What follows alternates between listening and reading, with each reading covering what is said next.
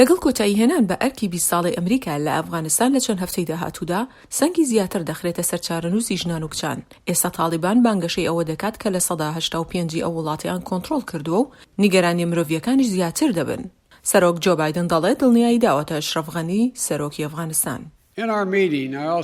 لە کۆبوونەوەکەماندا غەنی سەرۆکی ئەفغانستانم دڵنیا کردەوە کە پشتیوانی ئەمریکا بۆ خەڵکی ئەفغانستان بەردەوام دەبێت. ئێمە بەردەوام دەبین لە پێدانی یارمەتی مەدەنی و مرۆیی لەوانە گفتوگۆ سەبارەت بە مافەکانی ژنان و کچان.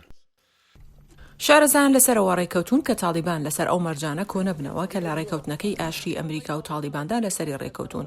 مێلان ڤێرڤەر یەکەم باڵیۆزی پێشووی ئەمریکا بۆ کێشەکانی ژنانی جیهانی بە دەنگی ئەمریکای ڕاگەیاند.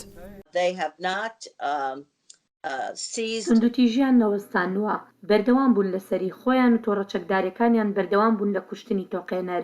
ئێمە زۆر نیگەران بووین لەوەی کە بەسەر ڕێبەرەکان و کۆمەڵگەی مەدەنی دادێ، چی بەسەر ژنانی ڕۆژنامەنووس و ژنەدادوەرەکان و تەقینەوەی خوێندنگاکانی کچان داهات. تەنها ترس و تۆقێنەرە کە ئێمە بە نیگەرانیەکی گەورە لی دەڕوانین. یەکێک لەو 100 قەزایی کە تاڵیبان لەم هەفتانەی دواییدا گرتیەوە بەلخی باکووری ئەفغانستانە. دانیشتوانی ناوچەکە دەڵێن تاڵیبان یاسای نوێی سەپاندووە لە ناوچەکەدا. فەرمانیان بە ژنانداوە سەریاندا بپۆشن و پیاوانیش ڕیشیان بهێڵنەوە. هەندێک لە قەزاکانیش ڕایدەگەێنن کە خوێندنگاکانی کچان داخراون. نوێنەری دیموکراتەکان سێد مۆڵتن دەڵێت ئەو کاتەی لە ئەفغانستان بەسەری بردووە نیگەرانە بۆ ئەو کەسانەی کە چاوی پێیان کەوتووە بە تایبەتی ژنان و کچان. تەنها دڵت ئازار دەدات کە بیر لە تاڵیبان بکەینەوە، دەست بەسەر بەشەکانی وڵاتدا بگرن و لەسەر بنەمای ژیانێکی کۆیلایەتی ژنان سەرکۆنە بکەن.